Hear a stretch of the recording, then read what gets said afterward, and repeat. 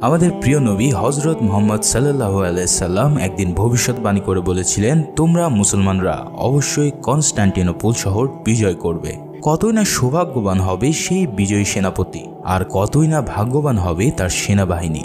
নবীজির ভবিষ্যৎবাণীকে সত্য করে নিজেকে সেই সৌভাগ্যবান সেনাপতি করার জন্য যুগ যুগ ধরে নবী সাহাবীগণ থেকে শুরু করে আব্বাসি, উমাইয়া, সেলজুক কিংবা ওসমানের মতো শাসকগণ আপ্রাণ চেষ্টা চালাতে থাকেন এই কনস্টান্টিনোপলকে জয় করার জন্য, যেটা বর্তমানে তুরস্কের রাজধানী ইস্তানবুল। কিন্তু 330 খ্রিস্টাব্দে নির্মাণ হওয়া এই কনস্টান্টিনোপল ছিল এতটাই দুর্ভিদ্য যে যত শাসক এখানে দখল করতে গিয়েছিলেন সবাই ব্যর্থ হয়ে ফিরেছেন। কিন্তু আল্লাহর নবীর বাণী তো কখনো মিথ্যা হতে পারে না। তাই তো 1453 খ্রিস্টাব্দে মাত্র 24 বছর বয়সের এক সুলতান জয় করে ফেলেন 1100 বছর ধরে চলা দুর্ভেদ্য কনস্টান্টিনোপলকে। সেই মহা সৌভাগ্যবান সুলতান হলেন ওসমানীয় সাম্রাজ্যের সপ্তম সুলতান দ্বিতীয় মোহাম্মদ বা মোহাম্মদ আল ফাতিহ। কিন্তু এই অসাধ্য সাধনের জন্য সুলতান মোহাম্মদ আল ফাতিহকে কি পরিমাণ ত্যাগ ও বীরত্বের পরীক্ষা দিতে হয়েছিল সেটাই জানাতে চলেছি আজকের ব্যাটেল অফ এম্পায়ার 1453 মুভির এক্সপ্লেনেশনে। অনুরোধ থাকবে এক্সপ্লেনটি শেষ পর্যন্ত দেখার, আর ভালো লাগলে একটি লাইক করে দেওয়ার। আশা করি আমরা সবাই মিলে 20,000 লাইক সম্পূর্ণ করে দিতে পারবো ইনশাল্লাহ। তো চলো এবার শুরু করি আমাদের মুভির এক্সপ্লেনেশন। সুলতান মোহাম্মদ ছিলেন অটোমান এম্পায়ার বা ওসমানী সাম্রাজ্যের সপ্তম সুলতান। যারা তুর্কিশ সিরিয়াল কুলুরুস উসমান বা আর্তুগরুল দেখেছো তারা নিশ্চয়ই জানো এই সাম্রাজ্যের বীরগাথা কাহিনী। 1200 সালের শেষের দিকে আর্তাগুরুল প্রথমে এই অটোমান সাম্রাজ্যের সূচনা করেন। তবে তিনি সূচনা করলেও 1999 সালে সেই সাম্রাজ্যকে প্রতিষ্ঠিত করেন তার সুযোগ্য পুত্র ওসমান গাজী, যাকে আমরা সবাই ওসমান বে নামে চিনি। মূলত তিনি এই পুরো সাম্রাজ্যকে নিজ হাতে এমনভাবে তৈরি করেছিলেন যে তারপর থেকে যারা এই সাম্রাজ্যের সুলতান হয়েছেন তারা দিনের পর দিন অটোমান এম্পায়ারকে নিয়ে গেছেন এক অনন্য উচ্চতায়। এভাবেই ওসমানের মৃত্যুর পর তার ছেলে ওরহান সিংহাসনে বসেন এবং তারপরে পর্যায়ক্রমে বাইজিদ, মুরাদ ও মুহাম্মদ সিংহাসনে অধিষ্ঠিত হন। তাদের সবারই প্রধান লক্ষ্য ছিল বাইজেন্টাইন রাজধানী কনস্টান্টিনোপলকে জয় করার। এভাবে 1432 খ্রিস্টাব্দে 30 মার্চ সুলতান দ্বিতীয় মুরাদের ঘর আলো করে আসেন মুহাম্মদ আল ফাতিহ। মুরাদ তার ছেলের নাম নিজের প্রিয় নবী হযরত মুহাম্মদ সাল্লাল্লাহু আলাইহি সাল্লামের সাথে মিল রেখে রাখেন মুহাম্মদ। কিন্তু তিনি যে হবেন রাসূল সাল্লাল্লাহু আলাইহি সাল্লামের হাদিসের সেই সৌভাগ্য সুলতান সেটা হয়তো কেউই জানতো না। তবে প্রকৃতি কিন্তু ঠিকই সুলতান মুহাম্মদ ফাতির জন্মের সময় অদ্ভুত কিছু নিদর্শন দেখিয়েছিল। সেই বছরে অটোমান সাম্রাজ্যের মাটি এতটাই বেশি উর্বর হয়ে গিয়েছিল যে আগের বছরের তুলনায় 4 গুণ ফসল উৎপাদিত হয়েছিল। ঘরে ঘরে ঘোড়ারাও যমজ বাচ্চা দিয়েছিল। যাই হোক, ছোটবেলা থেকেই মুহাম্মদ আল ফাতিহ ছিলেন খুবই বুদ্ধিমান ও প্রখর শক্তির অধিকারী। তিনি পড়ালেখাতে যেমন দক্ষ ছিলেন ঠিক তেমনি অস্ত্র চালানোতে তার জুড়ি ছিল অকল্পনীয়। এসব দেখে সুলতান মুরাদ মাত্র 12 বছর বয়সেই মুহাম্মদকে সিংহাসনে বসিয়ে নিজে চলে যান জনচক্ষুর আড়ালে আল্লাহর ইবাদতের জন্য। সিংহাসনে বসার পরে সুলতান হাঙ্গেরির বিরুদ্ধে যুদ্ধ পরিচালনা করতে থাকেন। তখন বয়স কম হওয়ার কারণে সুলতান মুরাদের উজির হালিল পাশা তাকে আবার অনুরোধ করেন সিংহাসনে বসে এই যুদ্ধর নেতৃত্ব দেওয়ার জন্য। উজিরের কথায় রাজি হয়ে সুলতান দ্বিতীয় মুরাদ আবারও নিজের আসনে বসেন এবং সেই যুদ্ধে জয়লাভ করেন। এভাবেই 1451 সালে একদিন মুহাম্মদ ফাতিহ যখন অস্ত্র চালানোর পরীক্ষা দিচ্ছিলেন ঠিক তখনই তার কাছে খবর আসে যে সুলতান মুরাদ ইন্তেকাল করেছেন। এই সংবাদে মুহাম্মদ ছুটে যান তার বাবার কাছে আর সেখানে গিয়ে প্রতিজ্ঞা করে বলেন, বাবা, আমি আপনার সব অসমাপ্ত কাজ সমাপ্ত করার জন্য আপনাকে কথা দিলাম। আমি কনস্টান্টিনোপলকে আল্লাহের পথে জয় করেই ছাড়ব ইনশাল্লাহ। এরপর মুহাম্মদ ফাতিহ আবারও ওসমানীয় সাম্রাজ্যে সুলতান হিসেবে আসন গ্রহণ করেন। রাজ্য অভিষেকের দিন হালিল পাশা সুলতানের কাছে কয়েক বছর আগে তার কাছ থেকে সিংহাসন কেড়ে নেওয়ার জন্য ক্ষমা চান, আর ব্যাখ্যা কারণ কেন সেই সময়টাতে এই কাজটি জরুরি ছিল। সুলতান মুহাম্মদও তার কথা বুঝতে পেরে তাকে উজিরে আজম পদেই বহাল রাখেন। এর সাথে সাথে সুলতান দরবারের বাকি সদস্যদেরকেও নতুন দায়িত্ব বুঝিয়ে দেন। সুলতান মুহাম্মদ তার দরবারের সবচেয়ে কাছের মানুষ জাহানুজ এবং সারোজকে উজির পদে প্রতিষ্ঠিত করেন। এদিকে সুলতান মুহাম্মদের নতুন সিংহাসনের বসার খবর কনস্টান্টিন সহ পার্শ্ববর্তী সব রাজ্যগুলোতে পৌঁছে যায়। কনস্টান্টিনোপলের রাজার সিংহাসনে তখন রোমান সম্রাট 10ম কনস্টান্টিন এর অধীনে ছিল। মুহাম্মাদের সিংহাসনে বসার খবর শুনতে পেয়ে কনস্ট্যান্টিনের দরবারের অন্যতম গুরুত্বপূর্ণ সদস্য ক্রাউন ডিউক নার্তাস খুবই চিন্তিত ছিলেন। কিন্তু দরবারের বাকি সদস্যরা মুহাম্মদকে অতটা গুরুত্ব দিত না, কারণ মুহাম্মাদের উপরে সিংহাসন থেকে বেদখল হওয়ার একটি কলঙ্ক লেগে আছে। এর জন্য মুহাম্মাদের নিজের রাজ্যের লোকদেরও তার উপরে সন্দেহ ছিল যে তিনি আদৌ এই সাম্রাজ্যকে সামলাতে পারবেন কিনা। কনস্ট্যান্টিনো মুহাম্মাদের সাথে কৌশলে বন্ধুত্ব বজায় রাখার ছলে মুহাম্মাদের রেপুটেশন খারাপ করার জন্য এক কৌশলের অবলম্বন করেন। কনস্ট্যান্টিনোপলে অটোমান সাম্রাজ্যের আরেক শাহজাদা ওরহান অনেকদিন ধরে বন্দী আছেন। ওরহান ছিল মুহাম্মাদের চাচাতো ভাই, যে অনেকদিন আগে যুদ্ধ করতে গিয়ে বন্দী হয়েছিলেন। ওরহানকে মেরে না ফেলার জন্য এবং তার ভরণ পোষণের জন্য অটোমানরা প্রতি মাসে বাইজেন্টাইন সাম্রাজ্যকে মুদ্রা পাঠায়। এবার বাইজেন্টাইন সম্রাট কৌশলে সেই খাজনার পরিমাণ আরও বাড়িয়ে দেওয়ার চিন্তা করেন। কনস্ট্যান্টিনোপল ছাড়াও হাঙ্গেরি সহ বাকি রাজ্যগুলো আবারও ষড়যন্ত্রের পথ খুঁজতে থাকে, যাতে নতুন সম্রাটকে ঝামেলায় ফেলে অটোমানদের নাজেহাল করা যায়। কনস্ট্যান্টিন তার দূতদেরকে দিয়ে সুলতান মুহাম্মদ দরবারে চিঠি লিখে তাকে রাজ্য অভিষেকের জন্য অভিনন্দন জানান। এর পাশাপাশি তিনি সুলতান মুরাদের জন্য দুঃখ প্রকাশ করে লেখেন মুহাম্মদের সাথেও তিনি বন্ধুত্ব বজায় রাখতে চান। চিঠিতে তিনি ওরহানের জন্য খাজনার পরিমাণ বাড়ানোর কথাও লিখে পাঠান। যদিও সুলতান মুহাম্মদের মনে খুব ইচ্ছা ছিল কনস্ট্যান্টিনোপল দখল করার, কিন্তু তবুও তিনি কনস্ট্যান্টিনের এই শর্তগুলো মেনে নেন, কারণ সুলতান মুহাম্মদ কখনো গায়ে পড়ে ঝামেলা করার লোক ছিলেন না। তিনি সবসময় শান্তি বজায় রাখতে চাইতেন। সুলতানের এই সিদ্ধান্তে তার দরবারের অনেকেই খুশি ছিলেন না, বিশেষ করে তার যে জাহানুজ আর সরোজা। কিন্তু সুলতান তাদেরকে বুঝিয়ে বলেন এখনই কনস্ট্যান্টিনোপলকে আক্রমণ করার সময় আসেনি, তাদেরকে আক্রমণ করার জন্য সঠিক সময় আর সুযোগের অপেক্ষা করতে হবে। অন্যদিকে সুলতান মুহাম্মদ একদিন বিশেষ এক স্বপ্ন দেখেন, যেখানে তার দেখা হয়ে যায় অটোমান সাম্রাজ্যের প্রতিষ্ঠাতা তার বহু আগের পূর্বপুরুষ ওসমান গাজীর সাথে। সেই স্বপ্নে ওসমান গাজী তাকে জানান সুলতান মাহমুদই হলো সেই সেনাপতি যিনি কনস্ট্যান্টিনোপলকে জয় করবেন। স্বপ্নের শেষের দিকে ওসমান গাজী তাকে একটি আংটি পরিয়ে দিতে যান, কিন্তু তার আগেই এক আগুনের গর্তে পুড়তে পুড়তে মুহাম্মদের ঘুম ভেঙে যায়। এই স্বপ্ন দেখার পর মুহাম্মদ বুঝতে পারেন যে তার সামনে আসতে চলেছে কনস্ট্যান্টিনোপলের সেই ভয়ানক যুদ্ধ। তাই সুলতান মুহাম্মদ তখন থেকেই যুদ্ধের জন্য যাবতীয় প্রস্তুতি নেওয়ার সিদ্ধান্ত নেন। তাই পরের দিনেই সুলতান তার উজির এবং পাশাদেরকে নিয়ে নতুন নতুন অস্ত্রশস্ত্র ও কামান তৈরির কাজ শুরু করে দেন। এছাড়াও তাদের সেনা এবং নৌবাহিনীকে শক্তিশালী করার জন্য যা যা করার দরকার সবকিছু করার তিনি আদেশ দেন। এদিকে বাইজেন্টাইন সম্রাট কিন্তু তখনও সুলতান মুহাম্মদের বিরুদ্ধে তার ষড়যন্ত্র চালিয়ে যাচ্ছে। অটোমানদের অন্তর্গত কানমান রাজ্যে বিদ্রোহীদের বিদ্রোহ করার প্রস্তুতির খবর শুনে কনস্ট্যান্টিন তাদেরকে আরও উস্কে দেওয়ার ফন্দি আটে। সম্রাট শাহজাদা ওরহানকেও এই ষড়যন্ত্রে সামিল করে নেয় এবং বিদ্রোহীদেরকে উস্কে দেওয়ার একটি চিঠি লেখার সিদ্ধান্ত নেয়, যেখানে লেখা থাকবে বিদ্রোহে কনস্ট্যান্টিনোপল তাদের পাশে আছে। সেই চিঠিতে হালিল পাশা সহ রাজ্যের গুরুত্বপূর্ণ ব্যক্তিদের নাম ষড়যন্ত্র করে লিখে দেওয়া হয়, যদিও এইসবের সাথে তাদের কোনো সম্পর্কই নেই। শাহজাদা ওরহানকে দিয়ে এই চিঠি লেখার পর সম্রাট কনস্ট্যান্টিন চিঠিটা কানমানদের নেতা ইব্রাহিমের কাছে পৌঁছে দেওয়ার জন্য লোক পাঠায়। কিন্তু সুলতান মুহাম্মদ সবসময় কনস্ট্যান্টিনদের চাইতেও এক কদম বেশি এগিয়ে থাকতেন। তাই তিনি কনস্ট্যান্টিনদের সাথে বন্ধুত্ব রাখার পরেও তাদের উপর নজরদারি করার জন্য গুপ্তচর রেখেছিলেন। গুপ্তচরদের কাছ থেকে এই চিঠির ব্যাপারে জানার পর সুলতানের একান্ত সেনাপতি উলুবাতলি হাসান তার কয়েকজন সঙ্গীদেরকে নিয়ে কনস্ট্যান্টিন লোকদের উপরে আক্রমণ করেন। নিখুঁত তলোয়ারবাজির মাধ্যমে তারা প্রায় সব সৈনিককেই সাফ করে দেয়। এরপর বাকি থাকা এক সৈন্যের গলা বরাবর বর্ষা ছুঁড়ে তাকেও তারা উপরে পাঠিয়ে দেন। উলুবাতলি হাসান নিহত সৈনিকদের কাছ থেকে বিদ্রোহে উস্কে দেওয়ার জন্য পাঠানো সেই চিঠিটি তারা উদ্ধার করেন। এরপর ঘোড়ায় চড়ে সেনাপতি হাসান সেই চিঠিটা সরাসরি সুলতান মুহাম্মদকে দেন।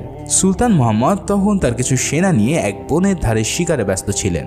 এই চিঠিটা হাতে পাওয়ার পর চিঠির ভিতরে লেখা দেখে সুলতানের মনে আগুন জ্বলতে থাকে, কিন্তু তবুও তিনি সেটা তখনই প্রকাশ করেন না।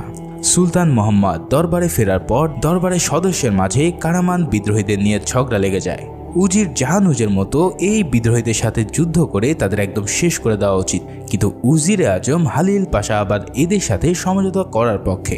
এদিকে বিদ্রোহীদের নেতা অলি ইব্রাহিমকে সুলতানের দরবারে হাজির করা হয়। সুলতান সবাইকে বেরিয়ে যেতে বলে অলি ইব্রাহিমের সাথে একান্তে কথা বলেন। সুলতানকে দেখে ইব্রাহিম ভয়ে কাবু হয়ে যায়, আর সে কসম কাটে মৃত্যুর আগ পর্যন্ত সে সুলতানের সাথে কোনো ঝামেলায় জড়াবে না। সুলতানও তাকে তখনকার মতো মাফ করে দিয়ে বলেন যদি সে এই কসম ভঙ্গ করে তাহলে তার মৃত্যু সুলতানের হাতেই হবে। ইব্রাহিম বেরিয়ে যাওয়ার পর সুলতান তার দরবারের সদস্যদেরকে আবারও ডেকে নেন এবার সুলতান মোহাম্মদ তার প্রধান উজির হালিল পাশার উপরে রেগে যান, কেননা হালিল পাশা শুরু থেকেই কনস্ট্যান্টিনদের সাথে বন্ধুত্ব রাখার জন্য সুলতানকে পরামর্শ দিচ্ছিলেন। সুলতান তাকে চিৎকার করে বলেন, হালিল পাশার পরামর্শ শোনার কারণে কনস্ট্যান্টিন তাদের বিরুদ্ধে ষড়যন্ত্র করার যথেষ্ট সময় পেয়েছে। এছাড়াও ওরহানকে দিয়ে লেখানো ষড়যন্ত্রমূলক চিঠিতে কেন হালিল পাশার নাম লেখা সেটাও সুলতান জানতে চান। হালিল পাশা তখন তাকে বলেন, তিনি অনেক বছর ধরে মুহাম্মদের বাবা সুলতান মুরাদের সহচারী ছিলেন, তাই তিনি কখনোই অটোমানদের বিরুদ্ধে ষড়যন্ত্র করবেন না। কিন্তু তবুও যদি সুলতান তার উপরে সন্দেহ করেন তাহলে তিনি যে শাস্তি দেবেন তাই তিনি মাথা পেতে নেবেন। এদিকে বাইজেন্টাইনের সম্রাটও জেনে যায় সুলতান মাহমুদের বিরুদ্ধে করা তার ষড়যন্ত্র পুরোপুরি ব্যর্থ হয়েছে।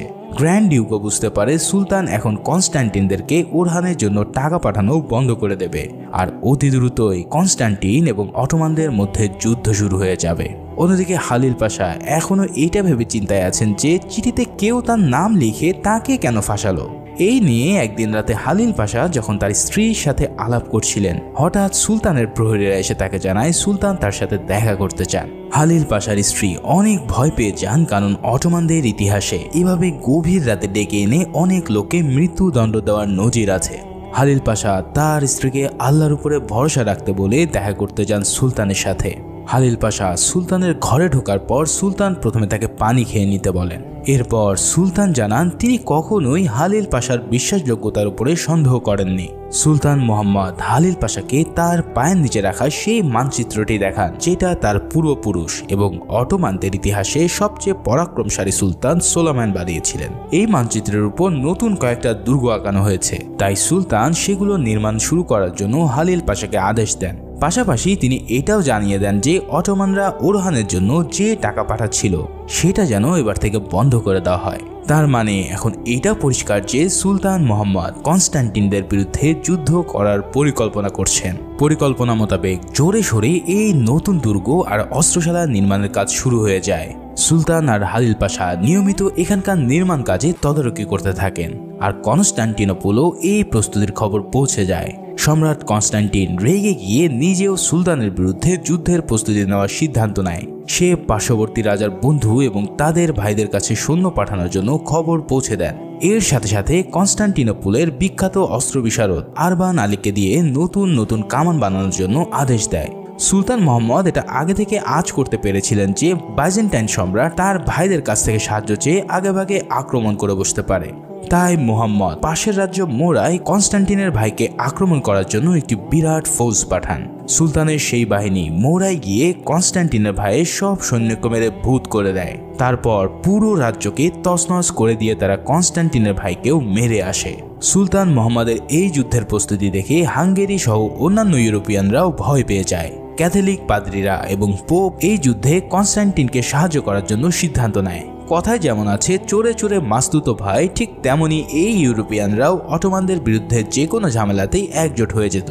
বাইজেন্টাইন সম্রাট এবার তাঁর চিঠির লেখককে দিয়ে সুলতান মোহাম্মদকে হুমকি ভারে একটি চিঠি লিখে পাঠায়, যেখানে বলা ছিল সুলতান মোহাম্মদ যদি তার দুর্গ নির্মাণ বন্ধ না করে তাহলে সুলতানকে এডিরনের গদি থেকে সরিয়ে ওরহানকে বসিয়ে দেওয়া হবে। সুলতান এই হুমকি ভরা চিঠি পেয়ে একদমই দমে যায় না, বড় আরো পুরো দমে প্রস্তুতি চালানোর আদেশ দেন। ওদিকে বাইজেন্টাইন সম্রাটের আদেশ মতে গ্র্যান্ড ডিউক সেই বিখ্যাত অস্ত্র বিশারদ আরবান আলীর সাথে দেখা করে। আরবান আলী ছিলেন একজন ধর্মপ্রাণ মুসলমান, তাই তিনি কোনোভাবেই রোমানদের জন্য কামান বানাতে রাজি হননি। কিন্তু ডিউক তাকে হুমকি দিয়ে যায় যে যদি তিনি রাজি না হন তাহলে তার মেয়ের ইজ্জতহানি হতে পারে। তাই আরবান আলী তার মেয়ে ইরাকে নিয়ে পরের দিন সেখান থেকে পালিয়ে যেতে চান, কিন্তু তার আগে সম্রাট কনস্ট্যান্টিনের লোকরা সেখানে এসে তাদের পথ আটকে ফেলে। তারা ইরাকে নিয়ে টানা হেঁচড়া শুরু করলে আরবান তাদেরকে আটকাতে যান, কিন্তু তখনই হঠাৎ দরজায় দাঁড়িয়ে থাকা এক সৈনিকের পেটে কে যেন তরোয়াল দিয়ে এফোর করে দেয়। দেখা যায় সেনাপতি হাসান সেখানে নিজের সঙ্গীকে নিয়ে হাজির হয়েছেন। বাইজেন্টাইন সৈন্যদের সাথে তখন হাসানের তরোয়াল যুদ্ধ শুরু হয়ে যায়। তীব্র এক তরোয়াল যুদ্ধের পর হাসান সবাইকে কুপঘাত করে আরবান আলী ও তার মেয়ে ইরাকে সুরক্ষিত করেন। ইরা আর তার বাবা উদ্ধার হওয়ার পর ইরা হাসানকে জানায় সেও তার বাবার মতো একজন অস্ত্রবিদ্যায় দক্ষ, তাই সেও চায় তুর্কির এই অস্ত্র কারখানায় কাজ করতে। হাসান যখন তাকে বলে এই কারখানায় মেয়েরা কখনো কাজ করতে পারবে না, তখন ইরা হাসানকে বলে কিভাবে বাইজেন্টাইনরা একদিন তার গ্রাম আক্রমণ করে পুরো জ্বালিয়ে দিয়েছিল। তারা সেখানে সবাইকে মেরে ফেলে মেয়েদেরকে দাসী হিসেবে বেচে দিয়েছিল। আরবান আলী ইরাকে সেখান থেকে উদ্ধার করে নিজের মেয়ের মতন বড় করে তোলেন। তাই এখন ইরাও তুর্কিদের জন্য সাহায্য করে বাইজেন্টাইনদের উপরে প্রতিশোধ নিতে চায়। ওদিকে বাইজেন্টাইন সম্রাট যখন জানতে পারে আরবান আলী তাদের হাত থেকে ছিটকে গেছে, তখন সে প্রচন্ড রেগে যায়। আরও জানায় যে অটোমান মোড়ায় আক্রমণ করে তার ভাইকে মেরে ফেলেছে। সম্রাট কনস্টান্টিন এই কথা শুনে প্রচন্ড হতাশ হয়ে পড়ে। সে যখন দেখতে পায় তার কাছে ক্যাথলিক আর পোপের সাহায্য চাওয়া ছাড়া আর কোনো উপায় নেই, তখন সে সেটাই করার সিদ্ধান্ত নেয়। কিন্তু গ্র্যান্ড ডিউক এর বিরোধিতা করে, কারণ ক্যাথলিকদের স্বভাব হলো সাহায্য করার পর রাজ্যটা নিজেরাই দখল করে নেয়। কনস্টান্টিনের জনগণও এই খবর পেয়ে আন্দোলন শুরু করে, কারণ তারাও কোনোভাবে কনস্টান্টিনে ক্যাথলিকদেরকে ঢুকতে দিতে চায় না। যখন কনস্টান্টিনে এই গোলমাল চলছিল তখন উস্তাদ আরবান ততক্ষণে এডিনে পৌঁছে গেছেন। সুলতান মোহাম্মদ তার সাথে দেখা করে তাকে নিজের রাজ্যে আমন্ত্রণ জানিয়ে তোপ বানানোর কাজ শুরু করতে বলেন। নির্দিষ্ট দিনে আল্লাহের কাছে দোয়া প্রার্থনা করার পর কারখানায় তোপ বানানোর কাজ শুরু হয়। ওস্তাদ আরবানের পাশাপাশি ইরাও ছদ্মবেশে কারখানায় কাজ করতে থাকে। এই কাজ করার জন্য সে নিজের সুন্দর লম্বা চুলগুলো পর্যন্ত কেটে ফেলেছিল। সুলতান মোহাম্মদের কারখানায় যখন যুদ্ধের অস্ত্রশস্ত্র তৈরির কাজ পুরো দমে চলছিল, তখন ইউরোপিয়ানরা ব্যস্ত ছিল সৈন্য জোগাড় করার কাজে। এর মধ্যে আবারও অটোম্যানরা নদী পথে অস্ট্রিয়ার এক জাহাজকে ডুবিয়ে দেওয়ার কারণে অস্ট্রিয়ার ডিওকো কনস্টান্টিনকে সাহায্য করার জন্য সৈনিক পাঠানোর সিদ্ধান্ত নেয়। ভ্যাটিকানের পোপো তার পক্ষ থেকে কনস্টান্টিনকে দূত পাঠিয়ে বলে যে যদি কনস্টান্টিন তার রাজ্যে ক্যাথলিকদের জায়গা করে দেয় তাহলে পোপও তাদের জন্য সেনাবাহিনী পাঠাতে প্রস্তুত। ফলে গ্র্যান্ড ডিউকের বিরোধিতার পরেও কনস্টান্টিন তার রাজ্যে ক্যাথলিক ধর্ম প্রচারের অনুমতি দেবে বলে কথা দেয়। কিন্তু এর বিরুদ্ধে আবারও কনস্টান্টিনোপলের অর্থোডক্স খ্রিস্টানরা প্রতিবাদ শুরু করলে কনস্টান্টিন তাদের সৈন্য পাঠিয়ে দমন করে। এদিকে সুলতান মোহাম্মদের কাছে হালিল পাশা এই সব খবর দেওয়ার পর তাকে অনুরোধ করে আরও একবার এই যুদ্ধে জড়ানোর আগে ভেবে দেখার জন্য। কিন্তু সুলতান তার নিজের সিদ্ধান্তে অটল থাকেন আর কারখানায় তোপ নির্মাণের কাজ দ্রুত শেষ করার নির্দেশ দেন। এদিকে দেখা যায় হাসান আলীরা এই কয়েকদিনের পরিচয়ে একে অপরকে ভালোবেসে ফেলেছে। তাই কামান বানানোর কারখানায় সারাক্ষণ হাসান ইরার পাহারায় লেগে থাকতো তাকে যে কোনো ধরনের বিপদ আপদ থেকে রক্ষা করার জন্য। কামান বানানোর একদম শেষের দিকে একদিন হঠাৎ ডিউকের পাঠানো এক গুপ্তচরের ছুরি দিয়ে ওস্তাদ আরবান আলীকে মারতে যায়। কিন্তু সময় মতো হাসান তাকে দেখতে পেয়ে দ্রুত এসে ছুরির এক আঘাতেই তার গলা কেটে ফেলে। এই ঘটনার পর তারা তাদের তোপ বানানোর কাজ আরও দ্রুত গতিতে বাড়িয়ে দেয় এবং অবশেষে সুলতানের আদেশ মোতাবেক সমস্ত কামান এবং জাহাজ পুরোপুরি তৈরি হয়ে যায়। কামান আর অন্যান্য যুদ্ধের সরঞ্জাম পুরো প্রস্তুত হওয়ার পর সুলতান মোহাম্মদ নিজেও রাজকীয় এক যুদ্ধ সাজে অভিযানের নেতৃত্ব দেওয়ার জন্য তৈরি হতে থাকেন।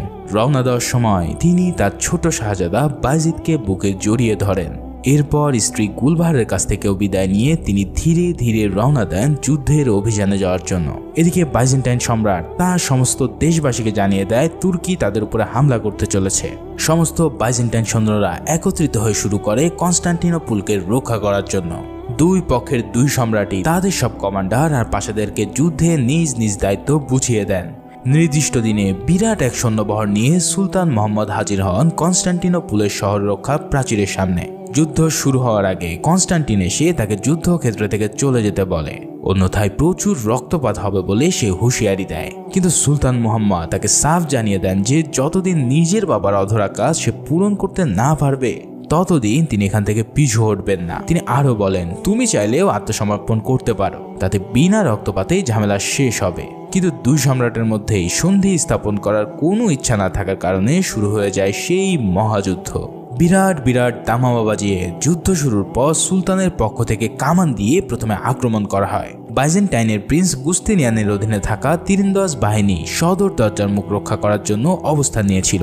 সুলতানের তীরন্দাজরা সেদিকে তীরের বৃষ্টি চালালে তারা সবাই ঢাল নিয়ে বসে পড়ে। কিন্তু তারপরেও তীরের আঘাতে কনস্টান্টিনের বেশ কিছু সৈন্য প্রাণ হারায়। এবার সুলতান মোহাম্মদ তার সেই বিশেষ কামান ব্যবহারের জন্য আদেশ দেন। এই কামান ছিল সেই সময়কার সবচেয়ে ভয়ানক কামান, যা নিমিষেই কনস্টান্টিনদের দেওয়াল চুরমার করতে থাকে। এই কামান যে এতটাই খতরনাক হবে তা যেন কনস্টান্টিনোপলের সৈন্যরা কখনো স্বপ্নেও ভাবেনি। সেই কামান চালানোর কারণে কনস্টান্টিনোপলের দরজায় এক অংশ ব্যাপকভাবে ক্ষতি হয়। সেটা দেখে সুলতান মোহাম্মদের সৈনিকরা উত্তেজিত হয়ে দ্রুত সেদিকে আর প্রাচীরের সদর দরজার দিকে দৌড়ে যায়। কিন্তু এই সুযোগে গুস্তানিয়ানের তীরন্দাজ বাহিনী হঠাৎ সুলতানের সেনাদের উপরে প্রচন্ড এক তীরের বৃষ্টি নিক্ষেপ করে। এই তীরের আঘাতে সুলতানের প্রচুর সৈন্য আর ঘোড়া সেখানেই মারা যায়। কিন্তু তারপরেও বাকিরা দরজার সামনে গিয়ে বিরাট এক কাঠ দিয়ে সদর দরজা ভাঙার চেষ্টা করে, আর কিছু সৈন্য দেওয়াল বেয়ে উপরে ওঠার চেষ্টা করতে থাকে। সেইখানে তাদের সাথে প্রাচীরের প্রহরীদের ব্যাপক যুদ্ধ লেগে যায়। তরোয়ালের আঘাতে তারা একে অপরকে ঘায়েল করতে থাকে, কিন্তু নিচ থেকে উপরে ওঠার সময় তরোয়ালের খোঁচা খেয়ে বেশি হতাহত হয় সুলতানেরই সৈন্যরা। দরজা ভাঙার চেষ্টা যারা করছিল তাদের উপর এবার কনস্ট্যান্টিনের সৈন্যরা কামান আর গোলার আগুন দিয়ে হামলা করে বসে। এর কারণে সুলতান মোহাম্মদের আরও বেশ কিছু সৈন্য মারা যায়। সেই সুযোগে কনস্ট্যান্টিনের সৈন্যরা তাদের প্রাচীর ভাঙা অংশটাও মেরামত করে ফেলে। সেদিন এভাবেই যুদ্ধ করতে করতে সন্ধ্যা হয়ে গেলে সেদিনকার মতো যুদ্ধ থেমে যায়। রাতে সুলতান তাদের প্রাসাদের কাছ থেকে জানতে পারে যে তাদের বহু সৈন্য মারা গেলেও তারা বাইজেন্টাইনদের দেওয়ালে তেমন কোনো ক্ষতি করতে পারেনি। এই কথা শোনার পর সুলতান তখন সৈনিকদের দেওয়ালের পাশে সুড়ঙ্গ খুঁড়ে দেওয়ালের ধস নামিয়ে দেওয়ার আদেশ দেন।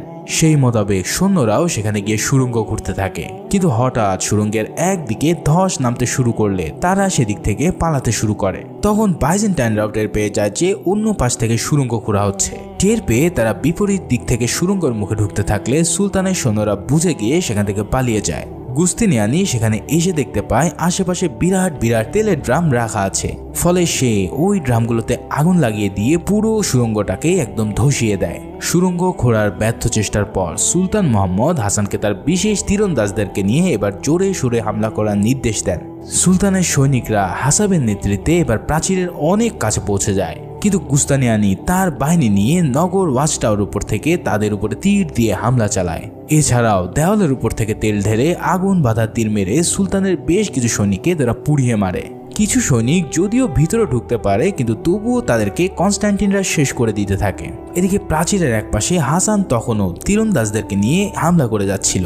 গুস্তানিয়ানি হঠাৎ এক তীর নিয়ে এসে হাসানের দিকে নিক্ষেপ করলে সেটা হাসানের বুকে গিয়ে আঘাত করে, কিন্তু বর্ম পড়ে থাকার কারণে হাসান বেঁচে গেলেও সেদিনের মতন তার অনেক সৈনিক মারা গিয়ে তারা পিছু হটতে বাধ্য হয়। এই আক্রমণের পর 1 মাস পার হয়ে যায়, কিন্তু তখনও সুলতানের সৈনিকরা কনস্ট্যান্টিনোপলের কিছুই করতে পারেনি। উল্টো সুলতানদেরই অনেক ক্ষয়ক্ষতি হয়ে গেছে, আর ওদিকে কনস্ট্যান্টিনরা আনন্দে পার্টি করে বেড়াচ্ছে। এর উপর পোপের কাছ থেকে সৈনিকের সাহায্য পাওয়ার প্রতিশ্রুতিও তারা পেয়ে যায়। এদিকে সুলতান মোহাম্মদের শিবিরে এক পুরোই উল্টো অবস্থা। আহত সৈনিকদের আর্তনাদে আকাশ বাতাস ভারী হয়ে উঠছে। এর উপরে আরবান আলী নতুন কামান পরীক্ষা করতে গিয়ে আহত হয়ে পড়েছেন। তখন ইরা নিজে এই শাহী তোপ চালানোর দায়িত্ব নিজের কাঁধে তুলে নেয়। এদিকে সুলতান মোহাম্মদ যুদ্ধ নিয়ে আবারও এক ভয়ানক স্বপ্ন দেখেন। তারপর তিনি সমস্ত পাশাদের উপরে প্রচন্ড রাগ ছাড়েন। সুলতান তাদের উপর রাগ ছাড়ার পর পাশারাও নিজেদের মধ্যে ঝগড়া শুরু করে দেয়। হালিল পাশা সবাইকে বলতে থাকেন তিনি শুরু থেকেই সুলতানকে এই আক্রমণ শেষ করার কথা বলেছিলেন। এখন কনস্ট্যান্টিনদের সাথে পোপের সৈন্যরা যোগ দিলে তাদের অবস্থা আরো খারাপ হয়ে যাবে। কিন্তু সুলতানের কাছে লোক জানুস তাকে বলে যদি কেউ এখান থেকে পিছু হটার কথা বলে তাহলে তার শাস্তি হবে মৃত্যুদণ্ড। শুধু পাশা নয়, সৈনিকদের মধ্যেও যুদ্ধের পরিণতি নিয়ে সন্দেহ দেখা গেছে। একদিন এক সৈনিক ফিরে যাওয়ার জন্য সবাইকে উস্কাতে থাকলে হাসান গিয়ে তাকে মেরে ফেলে, আর সুলতান নিজেও যুদ্ধের এই অবস্থা দেখে মানসিকভাবে অনেক ভেঙে পড়েন। সুলতান মোহাম্মদ এতটাই হতাশ হয়ে পড়েছিলেন যে তিনি 2 দিন ধরে তার ছাউনি থেকেই বের হননি। এই সব দেখে সৈনিকদের মনেও প্রচুর দ্বিধাদ্বন্দ্ব আর মনোবলের অভাব দেখা যায়। তখন পাশারা বাধ্য হয়ে সুলতানের পীর দরবেশ আকশেকে যুদ্ধের ময়দানে নিয়ে আসেন। আকশে এসে সুলতান মোহাম্মদকে জিজ্ঞেস করেন কেন তিনি এত হতাশ হয়ে বসে আছেন। সুলতান তখন বলেন 40 দিন ধরে তার ফৌজ এখানে আছে, অথচ তারা কিছুই করতে পারেনি, উল্টো প্রচুর তারা ক্ষতির সম্মুখীন হচ্ছেন। আকশে তখন সুলতানকে হযরত আবু আইয়ুব আনসারী রাদিয়াল্লাহু তাআলা আনহুর কবরের সামনে নিয়ে যান, যেটা কনস্ট্যান্টিনদের কেল্লার খুব কাছেই ছিল। ইনি সেই বিখ্যাত সাহাবা যাকে আমরা মুভি শুরু সিনে দেখেছিলাম। ইনি রাসূল সাল্লাল্লাহু আলাইহি ওয়াসাল্লামের সেই বিখ্যাত ভবিষ্যৎবাণীটি বর্ণনা করেছিলেন। আকশে মুহাম্মদকে জানান কিভাবে হযরত আইয়ুব আনসারী বৃদ্ধ বয়সে নিজের জীবন পরোয়া না করে কনস্ট্যান্টিনোপলকে জয় করতে এসেছিলেন। তিনি শাহাদত বরণ করা না পর্যন্ত হাল ছাড়েননি এবং তাকে এখানেই সমাধি করা হয়েছিল।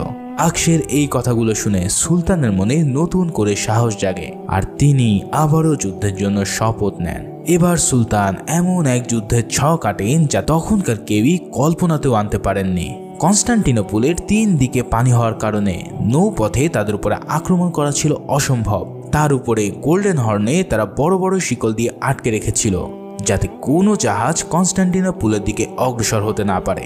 এখন যুদ্ধ জাহাজকে কনস্টান্টিনোপলে নিয়ে যাওয়া ছাড়া এই যুদ্ধে জয়লাভ করা একদম অসম্ভব। কিন্তু কিভাবে সুলতান সকল জাহাজকে সেই গোল্ডেন হর্ন পার করে নিয়ে যাবে, সেটাই হলো বড় প্রশ্ন। এই সমস্যা সমাধানের জন্য সুলতান এমন এক প্ল্যান করে যা রীতিমতো অবিশ্বাস্য। তিনি বলেন, আমরা যেহেতু জলপথ দিয়ে জাহাজ নিয়ে যেতে পারছি না, তাহলে স্থলপথ দিয়েই এই জাহাজগুলোকে গোল্ডেন হর্নের অন্য পাশে নিয়ে যাব। মানে সুলতান প্ল্যান করেছেন যে জাহাজগুলোকে নদী থেকে তুলে প্রথমে কাঠের বড় বড় তক্তার উপরে তুলবেন, তারপর সেগুলোকে তেল লাগিয়ে এক রাতের মধ্যে সেগুলোকে টেনে অন্য তীরে নিয়ে যাবেন। জাস্ট চিন্তা করো, এই বুদ্ধি একমাত্র আল্লাহ ছাড়া কারোরই দেওয়ার ক্ষমতা নেই। এই মহাপ্ল্যান অনুসারে সবাই রাতের আধারে শুরু করে এক অসম্ভবকে সম্ভব করতে। পুরো রাত জুড়ে একদম নিঃশব্দে অটোম্যানরা প্রায় ৮০টি যুদ্ধ জাহাজকে মাটির উপর দিয়ে টেনে নিয়ে গিয়ে গোল্ডেন হর্ন পার করে ফেলে। আর সকালে যখন সেগুলো সমুদ্র ভাসে, তখন এই দৃশ্য দেখে কনস্টান্টিনরা নিজের চোখকে যেন বিশ্বাস করতে পারে না। এই একমাত্র যুদ্ধের কৌশল পুরো ইতিহাসকেই যেন ওলট পালট করে দেয়। কনস্টান্টিনের লোকজনরা এই জাহাজবহর দেখে তারা পালিয়ে যাওয়া শুরু করে। সবকিছু সেট হয়ে গেলে সুলতান তার সেনাবাহিনীকে উদ্দেশ্য করে এক দারুণ মোটিভেশনাল স্পিচ দেন। তার এই ভাষণ শুনে সৈনিকরা নতুন উদ্যমে যুদ্ধ করার জন্য তৈরি হয়। এরপর সুলতান তার বিরাট সৈন্যবাহিনী নিয়ে ফাইনাল যুদ্ধের ময়দানে উপস্থিত হন এবং নিজে ইমামতি করে সবাইকে নিয়ে সেদিন নামাজ আদায় করেন। নামাজ শেষ হলে সব সৈনিকরা আল্লাহু আকবার বলে ঝাঁপিয়ে পড়ে দুনিয়ার সবচেয়ে সৌভাগ্যবান যুদ্ধে নিজেকে বিলিয়ে দেওয়ার জন্য। এবার স্থলভাগ ও যুদ্ধজাহাজ থেকে একযোগে কামানের আঘাতে তাদের দুর্গ তাসের ঘরের মতো ভেঙে যেতে শুরু করে। সেই সুযোগে সুলতানের সৈনিকরা সেখানে ঢুকে পড়লে কনস্টান্টিনদের সাথে তাদের এক মারাত্মক যুদ্ধ শুরু হয়ে যায়। বাদশাহের নতুন সাহস দেওয়ার পর তুর্কি সৈনিকদের মনে এখন সিংহের মতো সাহস। তাই তারা কনস্টান্টিনদের সৈন্যদের উপরে প্রচন্ড গতিতে আক্রমণ করে তাদেরকে ধরাশয়ী করতে থাকে। এই যুদ্ধে সুলতানের পক্ষের সৈনিকরাও নিহত হতে থাকে, কিন্তু এবার কনস্টান্টিনদেরই বেশি ক্ষয়ক্ষতি হতে থাকে। সম্রাটের কাছের লোকজনরা তাদের বিপদ বুঝতে পেরে কনস্টান্টিনকে দ্রুত নিরাপদ জায়গায় সরিয়ে নেয়। প্রিন্স গুস্তানিয়ানিও নিজের বাহিনী নিয়ে সুলতানের সৈনিকদের প্রতিরোধ করার চেষ্টা করছিল। একদিকে সিপাহী সালাহ হাসান একাই অনেক কনস্টান্টিন সৈন্যদেরকেই জাহান্নামে পাঠিয়ে দেয়, কিন্তু এক আহত সৈনিককে দেখতে গেলে গুস্তানিয়ানির সাথে এবার লড়াই শুরু হয়ে যায় হাসানের। সেই লড়াই ছিল প্রচন্ড ভয়াবহ এবং দৃষ্টিনন্দন। কখনো গুস্তানিয়ানি বা কখনো হাসান নিজের সকল কলাকৌশল দিয়ে একে অপরকে টেক্কা দিতে থাকে। এভাবে এক পর্যায়ে আলী হাসান গুস্তানিয়ানিকে হত্যা করতে সক্ষম হলে শেষ হয় দুই সেনাপতির এক চরম যুদ্ধ। এরপর হাসান ভিতর থেকে বেরিয়ে অটোমানদের পতাকা হাতে নিয়ে কেল্লার উপরে উঠে যায় বিজয় নিশানি ওড়ানোর জন্য। কিন্তু ঠিক সেই সময় হুট করে কনস্টান্টিনের প্রহরীরা তার উপরে তীরের হামলা চালালে হাসানের বুক এফোর ওফোর হয়ে যায়। কিন্তু তবুও তিনি থেমে না থেকে অটোমানদের পতাকা উড়িয়ে দেন, আর কিছুক্ষণ পরে সেখানেই তিনি শাহাদাত বরণ করেন। নিচে থেকে এই দৃশ্য দেখে ইরা চোখ দিয়ে পানি ঝরতে থাকে, কিন্তু তবুও তার গর্ভে থাকা হাসানের অনাগত সন্তানের কথা ভেবে সে ধৈর্য ধারণ করতে থাকে। এদিকে মুহাম্মাদের সৈনিকদের তীব্র আক্রমণে বাইজেন্টাইন সম্রাট কনস্টান্টিন পরাজয় প্রায় নিশ্চিত হয়ে যায়। তখন গ্র্যান্ড ডিউক সম্রাট কনস্টান্টিনকে শহর ছেড়ে যাওয়ার জন্য পরামর্শ দেয়, কিন্তু কনস্টান্টিন কাপুরুষ না, তাই সে যুদ্ধ চালিয়ে যাওয়ার সিদ্ধান্ত নেয়। কিন্তু এই বীরের কাছে কি তার যুদ্ধ আদৌ টিকতে পারবে? তাই তো শেষ পর্যন্ত সুলতানের তীব্র আক্রমণে কনস্টান্টিনোপলের পতন হয় আর জয় হয় মুসলমানদের অটোমান সাম্রাজ্যের। এভাবেই হাজার বছর আগে করা হযরত মুহাম্মদ সাল্লাল্লাহু আলাইহি সাল্লামের ভবিষ্যৎবাণীকে সত্য প্রমাণ করে নিজেকে সবচেয়ে সৌভাগ্যবান হিসেবে প্রতিষ্ঠিত করেন সুলতান মুহাম্মদ ফাতেহ। এই মহাযুদ্ধ শেষে সুলতান সবাইকে গ্রেফতার করেন, তবে তিনি অত্যন্ত দয়ালু হওয়ার কারণে তাদের হত্যা না করেই ছেড়ে দেন। তারপর সুলতান মুহাম্মদ শহরের ভিতর গিয়ে দেখতে পান কনস্টান্টিনোপলের লোকজনরা ভয়ে গুটিসুটি মেরে দাঁড়িয়ে আছে। তারা কেউই জানে না যে সুলতান এখন তাদের সাথে কি করবেন, কিন্তু মহান সুলতান তাদেরকে নিশ্চিত থাকতে বলেন আর ঘোষণা দেন আজ থেকে তাদের সবার দায়িত্ব সুলতানের। এছাড়াও সুলতান সব ধর্মের মানুষদেরই নিজ নিজ ধর্ম স্বাধীনভাবে পালন করতে দেওয়ার কথা দেন। সুলতানের এই মহানুভবতা দেখে সবাই নিশ্চিন্ত হয় আর তাকে নতুন সম্রাট হিসেবে মেনে নেয়। আর এরই মধ্যে দিয়ে শেষ হয় এক বীরের অসীম সাহসের অধ্যায়। ভিডিওটি ভালো লেগে থাকলে অবশ্যই একটি লাইক করে দিও, আর সেই সাথে নতুন হলে সাবস্ক্রাইবটা করে দিও। সবাই ভালো থেকো, সুস্থ থেকো। আল্লাহ হাফিজ।